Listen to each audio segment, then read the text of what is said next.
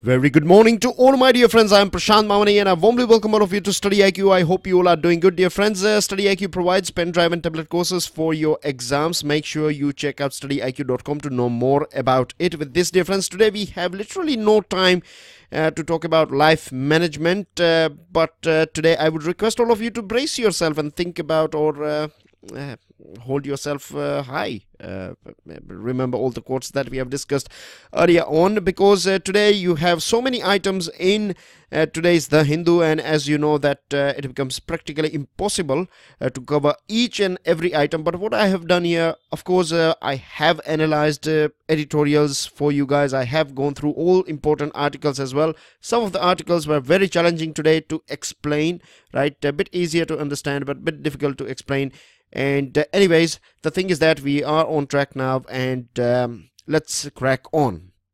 So the first item that we have, this one is about economic survey. Now we know that economic survey is out, and it is one of the most important document that you have to go through. Now of course you don't have to read everything that is there in the economic survey, but the gist of economic survey would be more than enough for all of us, particularly for you guys for your examination. Right now, I must tell you one more thing, that one of my colleague, Dr. Maipal Singh Rathod, has came out with a special video lecture on economic survey. It is available both in Hindi and English, and I would recommend all of you to please go through it. Right, it will help you a lot, and it will save your time.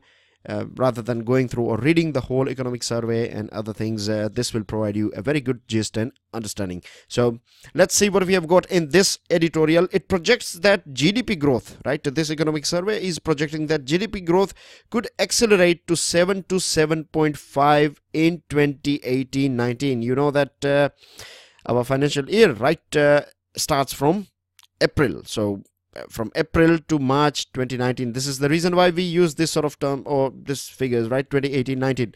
So good for India. If we achieve 7 to 7.5, then we would be the fastest major economy in the world, fastest growing major economy in the world. And the chief economic advisor. Now, one more thing that I would like to add here is that economic survey is prepared by chief economic advisor. At present, he is the name of our CEA is Arvind Subramaniam.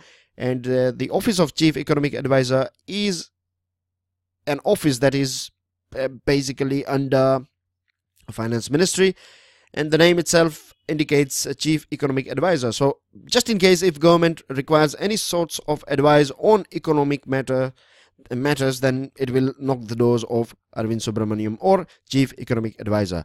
Now, as per this CEA, who is the author of this economic survey, he says that the key factors contributing for this thing, or that will contribute for this 7 to 7.5, is GST, and the steps taken, or the steps that will be taken, or that are taken so far. You know, insolvency and bankruptcy and other laws are out. So twin balance sheet problem. Now we have talked about twin balance sheet, right? So I'm not repeating that thing here. So this is balance sheet here.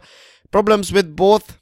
Very briefly, problems with banks' balance sheet, as well as problem with corporate borrowers' balance sheet. So both in a sort of red situation, not good financial health, and this creates problem for the whole economy. So when we sort out this twin balance sheet problem, as well as this thorough implementation of GST, this will help us in achieving or accelerating our growth. The other thing is that around the world as well, we know a couple of days ago we talked about this thing, that the world at present is clocking somewhere around 3.5% of growth, right? 3.5% of global average global growth is not bad at all. It was nearly 1 or in %, but 3.5 is good. So that means that our exports, right, the things that we produce, or the things that we produce in our country, like all different products, right, they will be in demand. So more export means more business. More business means more jobs and happiness and prosperity for all. So fair winds of global recovery is a good indicator. The risks that are associated are, of course, oil price. You know that this has a massive impact on our economy. So this is something that we have to worry about. Now there are different ways to sort out this, to mitigate. We have to increase our efficiency, more research and development in terms of new fuels and things like that. So but oil is. This is something, this research and development is a thing that you have to give enough time. We cannot, it is not a short-term solution, but oil prices may go up. It has in fact started going up as well. So this is something that is going to be a matter of worry for us. Regarding fiscal front, when it comes to money in the hands of the government, so the government needs to reappraise its priority, right? It has to have a clear picture where it wants to invest or spend the money that it has. And this survey also talks about that government may have to retain elbow room. Basically, elbow room means you need to have some sort of, you can say a ground on which you can maneuver, or you need to keep that plan B and plan C to stabilize this GST. And regarding this recapitalization as well, once this will be done, and once we support, once more support and practical things associated with agriculture will come up, things will be a bit better. Climate change and agriculture, you find a specific chapters on climate change and agriculture, and this is going to be a big issue. If you have gone through my video on the Mahadevi or Mandovi river, then we have talked about this thing in detail. This is something that is very serious, right? A couple of years ago, if you go back 10-15 years ago, then this climate change was not something that of course it was mentioned, but it was not this aggressively mentioned. But now you find this in every things that we do, and this is something that is very serious. It is going to hit agriculture very badly. Then you have this food security problem and other problems associated with it. Rapid economic expansion is possible when we will see private investment and exports. These are the two engines that are considered by economic survey, because too much investment of government, what happens is basically that government will run out of money. And if you are not able to create that environment, or if you are not able to create that confidence in private investors, right, then you can say that your plane is just running on one engine. You are not running on your full capacity. So private investment is very important. It's not just about money, it is about innovation as well. Private companies are more innovative, right? They are good in analyzing market and other things as well. And of course, exports basically means that we are selling something outside and the money is coming from outside, right? So this is good for our economy as well. This is a picture that I have clubbed here together. You find it on the first page of the Hindu. Upbeat but cautious, right? These are the things that we have already talked about. See, this is talking about GDP growth rate, right? 2017-18, it was estimated, advanced estimate was 6.5%. Then tax base has gone up, right, because of GST. Informal, many of the, you can say many informal businesses, now they are under GST. So because of this, tax base has widened. And what happens is that when government is getting tax from many different businesses, right, so more money in the hand of the government, and then there are high chances that the government will reduce the tax as well. And when the taxes are reduced, the rates are reduced, then more people will come under this tax regime. And this is something that we have to work for. Regarding oil price hike, as you can see here, 2014-15, it was minus 9.1, right? This oil price means this is an average sort of thing. So it was minus, and in 2015-16 it was minus 42.7. At that point of time, government, when you have this minus 9.1 and minus 42.7 and minus 7.9, then government basically earns more money, because we haven't synced at that point of time. The government didn't sync the rate with the falling price of crude oil, international crude oil. So government did earn, you can say, that more money was coming in the pocket of the government, and now it seems that they have to spend it as well, because since 2018 or since last 6 months, we have seen somewhere around 35 to 40% rise in this oil price. It is clocking at present at $70 per barrel. It was somewhere around 45 6 months ago.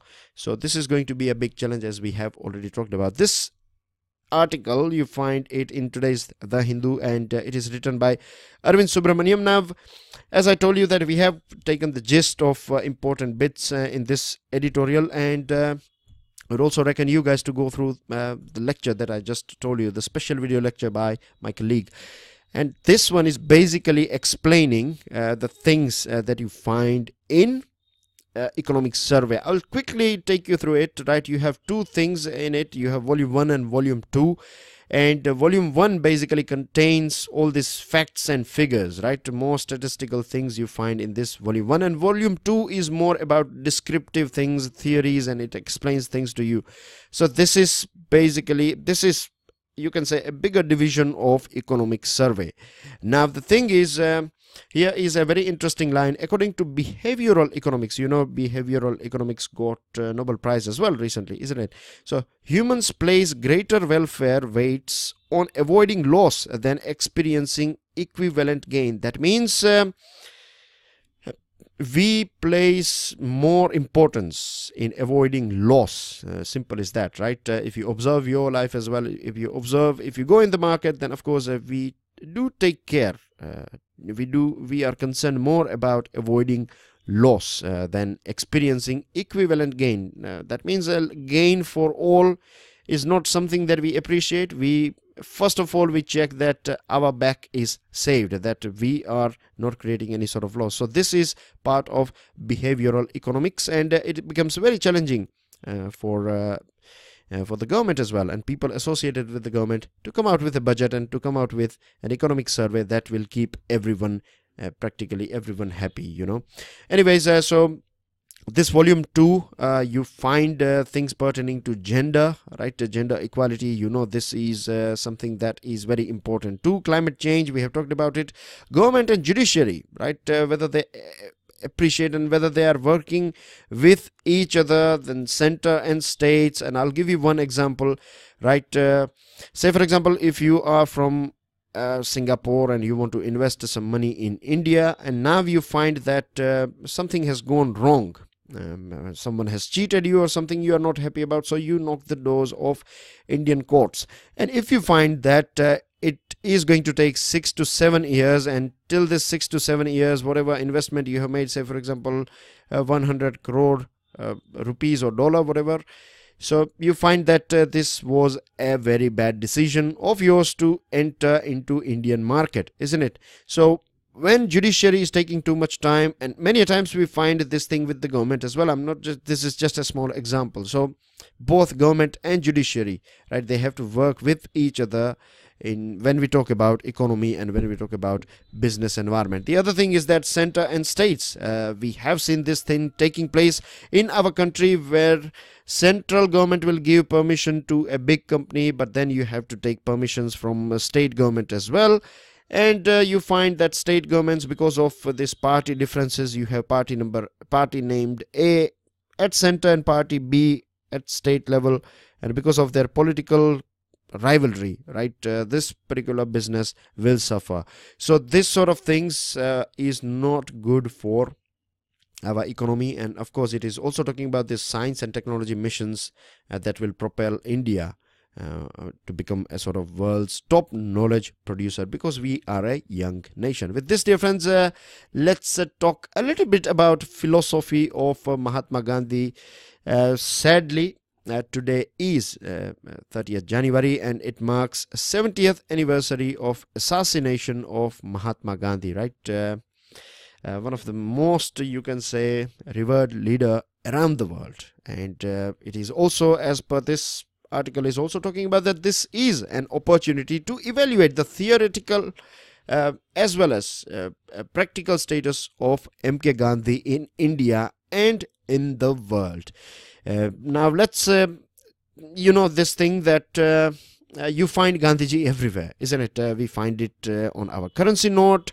Gandhiji is something that consciously or subconsciously we look at Gandhiji on a regular basis. If we ever, generally speaking, every day we buy something and something. So Gandhiji, we see Gandhiji on regular basis. We also find his statues in the middle of the town and cities and different important places in our in our dwellings, we also find his pictures hanging on the wall of schools, even restaurants and public offices too. But the thing is that nowadays, many people believe that the things that were said by Gandhiji or the way he led his life are a bit out of fashion now. It is not that useful, and I'm sure you might have heard about this sort of arguments many a times.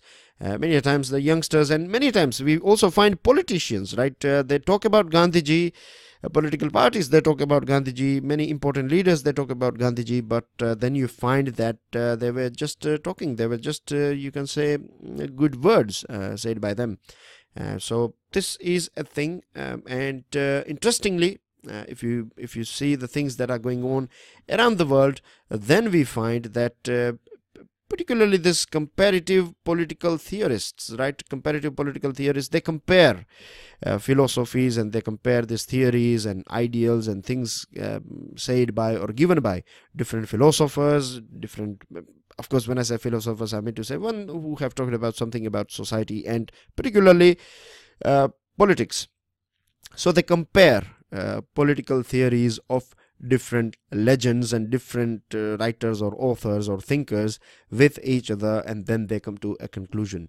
So basically it reveals that multi-dimensional aspect of Gandhian thought, while providing a sharp contrast between his approach to ethics, pluralism, autonomy, and many challenges of our contemporary world. You know, we are facing this lack of empathy, and many people do create or conduct or indulge in violence, and they have some reasons for it as well. They legitimize this violence and exclusion and things like that. Now, empathy and cross-cultural understanding are hallmark of Gandhian view of everyday politics. The heart of Gandhi ethics of empathy is to look within oneself and change oneself. You know, you might have heard about this thing that Gandhiji has always said, that be the change that you want to see in the world. You have to be the change that you want to see in the world, and this is something that he is talking about at you can say grassroots level. Everyone, right? It is not about just one person. Everyone preparing themselves for whatever change they want to see in the world. If they start with them, then eventually a time will come that everyone would be ready for some sort of change, and there will be more acceptability. This is something that Gandhiji was trying to convey to us. That is to say, at a more fundamental level, for Gandhiji, cultures and nations are not isolated entities, because they all play a special role in making a human history. He also said that at the end of the day, everyone, right, every different religious followers, or you can say different societies, people living in different society, may you be African or may you be Indian or American, right? At the end of the day, as per Gandhiji, everyone basically is striving to experiment truth, and this is something that is common in all of us.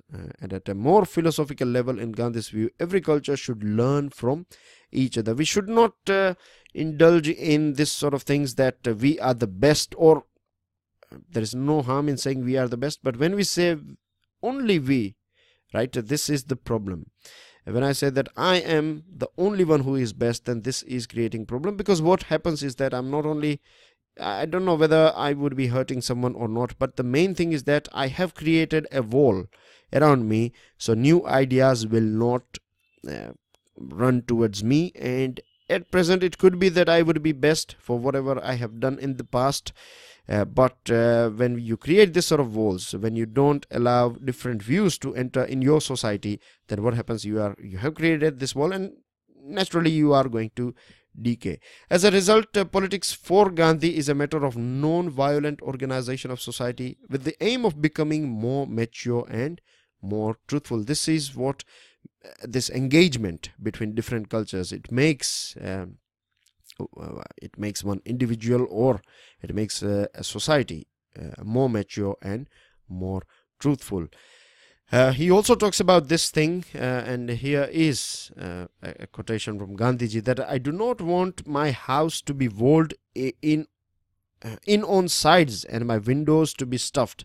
I want the cultures of all the lands to be blown about my house as freely as possible, but I refuse to be blown off my feet.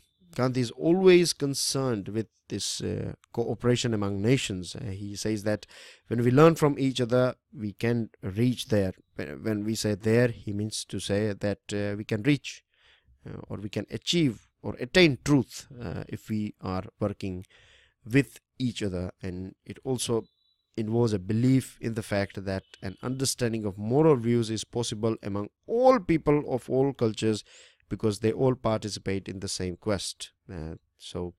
This is what this article is talking about. I hope this was more philosophical and ideas of Gandhiji.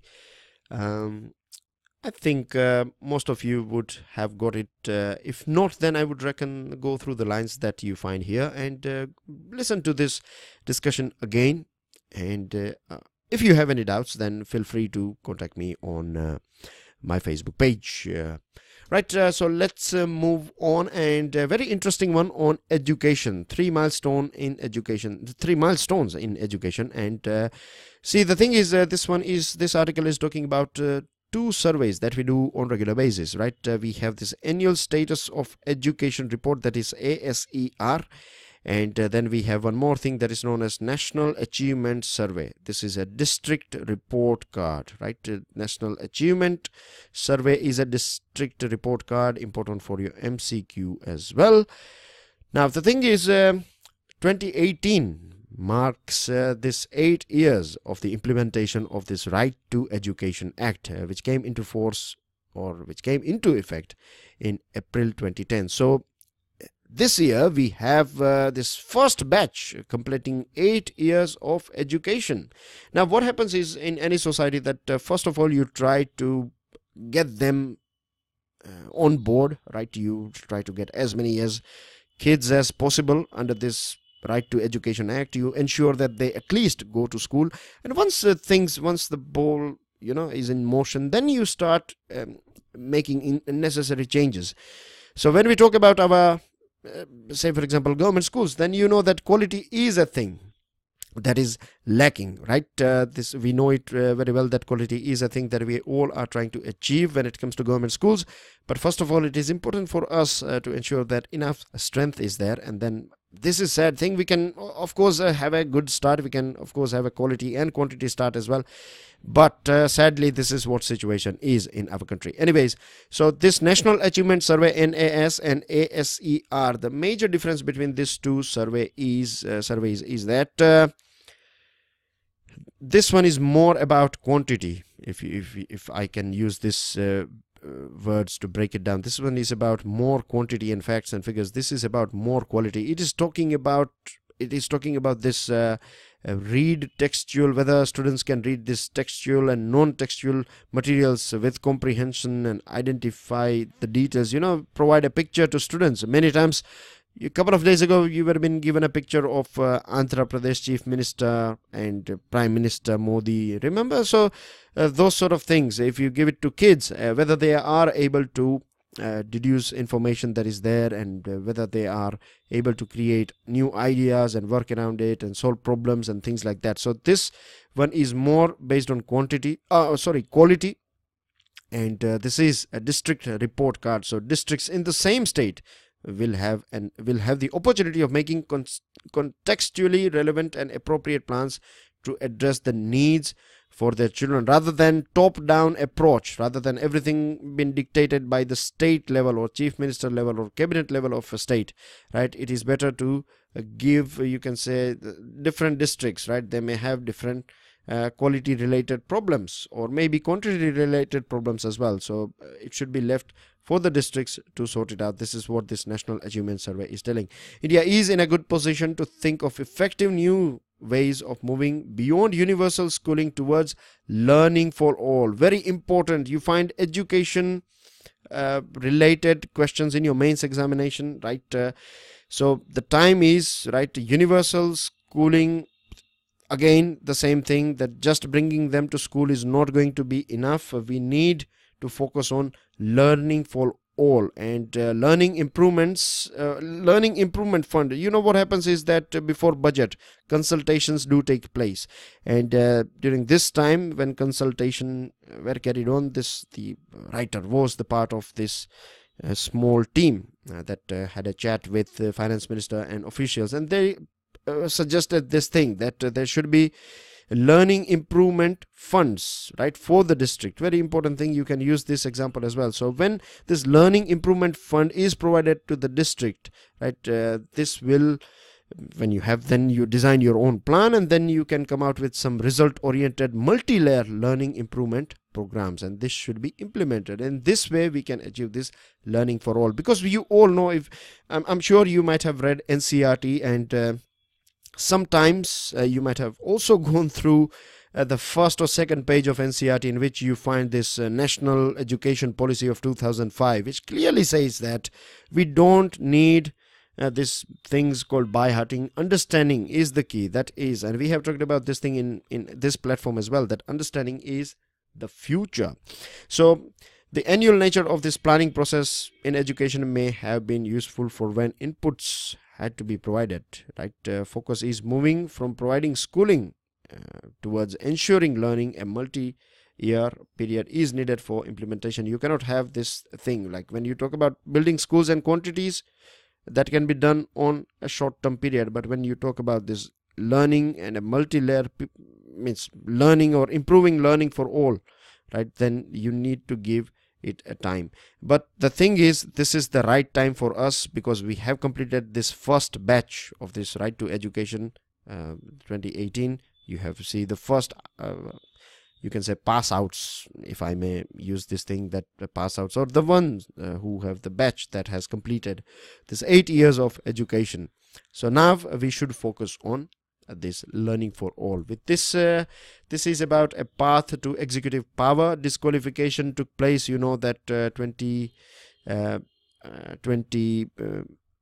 MLAs of AAP, right, AAP party, they were disqualified. Election Commission basically complained the move or the stand taken by this Delhi government, and the president basically rejected the stand of Delhi government, and you know that advice of Election Commission is something that is bound on president. So basically this 20 MLAs were disqualified, and whenever you find disqualifications, then by elections do take place. Now this whole concept of office of profit, it all started from Britain, and basically what happens is that when you have some MPs or MLAs, right, and at the same time, now let's take example of Britain, it would be bit easier, I believe, right? So in Britain what used to happen is that there were people who were part of this legislature, but at the same time they were working for the crown as well. Now in a democracy, if we are talking about democracy, then we know that you have monarchy and things like that, but something that is right for the people, right, when something that is more important for the people, then you cannot look for, or you cannot pay attention to the things of the crown, right? So these were basically agents who were working. They were MPs, but at the same time they were more concerned about the interest of the crown. So back in 16th century, this House of Commons, that is their Lok Sabha, decided to disqualify all those members holding executive appointments under monarch. And the main principle, the underlying principle behind this office of profit and disqualifying them is separation of power. So you don't have this conflict of interest as well. Now what happened in Delhi, basically, that the Delhi government came out with a, first of all they appointed this MLAs as their you can say this secretaries, parliamentary secretaries, and then they came out with an amendment in the law, because it is the state that can amend this law. So they came out with a law, and they said that they should be allowed and things like that, but the lieutenant governor reserved this thing for the president to go through it, and we know what happened. So basically they are disqualified. Now the thing is that why we find this sort of things taking place, right? We are talking about government, they have experts and everyone. Then as well, why they want their legislatures, why they want their MLAs to take this position of parliamentary secretaries. Because the thing is that, right, as per the rules and regulations that we have under this article 1021A and 191A, right, and you know, there is a limited 10% under this article 164(1)A, right? The limit for numbers of minister in a state or in your cabinet, you can have ministers, basically you can have only 15% of MLAs can become your ministers, right? And when it comes to Delhi, only 10%. So you have to keep politically, you have to keep other people happy as well. And when you provide them this sort of executive position, they have their perks and they get their bungalows and security and other things as well, and they can have more influence. So it is basically keeping your MLAs happy, ensuring that they are not becoming rebel. And if you are not able to allot them a ministry, by doing this you provide them a sort of perk, right, a sort of nudge that here you go, this is a thing that you can enjoy. So this is the thing, right, which is of course not good for the people of the country, and this is why you find this sort of things taking place. With this, dear friends, this one is a pivot in Asia. We have talked about this thing. It talks about this USA's policy of South Asia and Indo-Pacific and things like that. I'll throw this thing on you guys to go through, right. We have talked about this Quad quite a lot of time. You know the role of China, ASEAN, what India and Japan together are trying to this Africa corridor, right, economic corridor. And so these are the things that are discussed in this one. So just to recall all these things that we have talked about. Now quickly taking you through important news.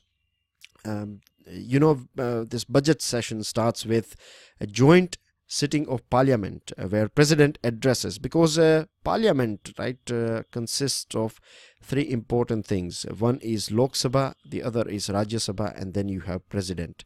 All the three together are important for all these bills and laws and everything.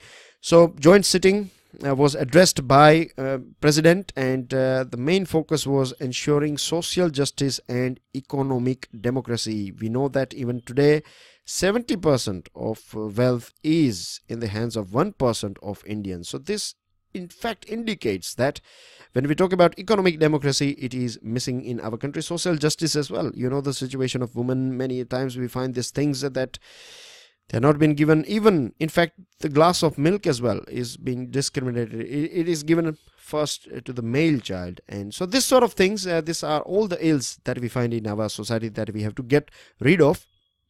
We have to pay priority to agriculture, women empowerment and building toilets, cooking gas connection. He also urged about this triple talaq bill. Regarding some good moves of government, he talked about this foreign exchange reserves that we have. It is at present 410 billion, which is not bad, nearly half a billion, you can say, half a trillion. And 36 billion was FDI, but this year we clocked 60 billion, nearly double. President has called for early passage of triple talaq bill, but this bill was passed in Lok Sabha, this Muslim Women Bill 2017. But it was not passed in Rajya Sabha because opposition groups are not happy about this jail thing, right? Criminalizing this divorce. So this is the thing that is blocking this bill, and their stand is right as well. If you ask me personally, then opposition's stand is right, that we cannot convert a civil matter into criminal matter. Open to talk with India on CPEC, China-Pakistan Economic Corridor. This has been said by Chinese Foreign Ministry. And the other thing is that they have maintained this stance of Doklam. They are saying that Doklam is their part. It does not belong to India or Bhutan. It was never, India has never claimed that, but it is about Bhutan.